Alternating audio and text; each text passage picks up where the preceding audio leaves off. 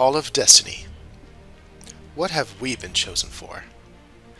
Well, to get a sense of what God has been doing and has set in motion, we must first realize we live in a fallen world where bad and evil things happen. It doesn't take a genius to glance at our world and understand this. Men, women, and children have suffered horrific things throughout the many generations that have lived on the earth. Even if people have lived what we would consider a good life, they have to endure the experience of their loved ones dying, and even the experience of their own death. Now, I mention all of this because it all points back to the moment sin and death entered our once perfect world through Adam and Eve when they disobeyed God in the Garden of Eden, which you can read in Genesis chapter 3.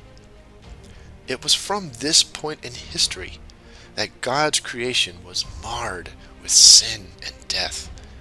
The wicked one, the devil, gained a major foothold to the earth and to influence people to do wicked things which cause pain, suffering, and death.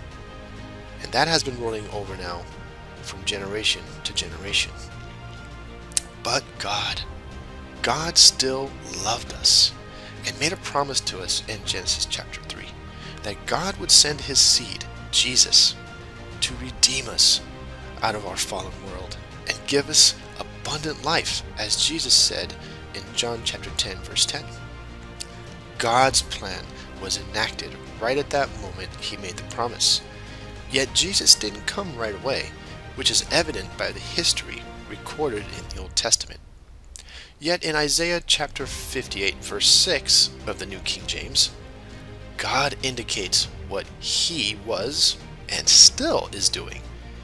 He has been at work to loose the bonds of wickedness, to undo the heavy burdens, to let the oppressed go free, and that we break every yoke.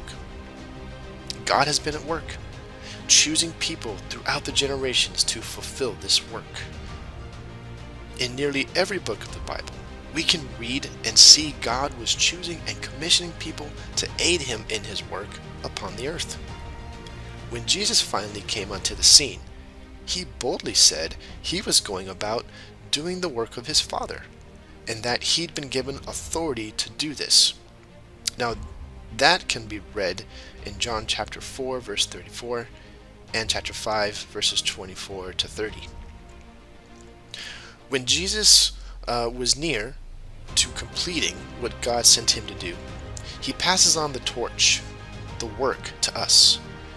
John chapter 15 verse 16 from the Passion Version of the Bible, Jesus said and still says, "You didn't choose me, but I've chosen and commissioned you to go into the world to bear fruit. And your fruit will last, because whatever you ask of my Father for my sake, he will give it to you." Okay, so let's take a quick moment here to think on this. Commissioned in this verse means to give an order for or authorize the production of. So from John chapter 15 verse 16, we clearly see God has not only chosen us, but also authorized us to go into the world and co-labor with him in the work he began, which he had promised those thousands of years ago back in the Garden of Eden. Dear soldier, I hope it is evidently clear that you have been called and chosen by God.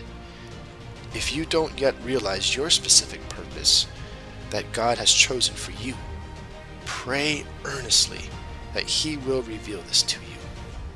Do this with patience and humility, believing in faith as you commit your life and works to him, which comes with a promise written in Psalm chapter 37 verse 5 from the New King James.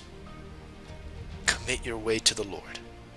Trust also in him, and he shall bring it to pass.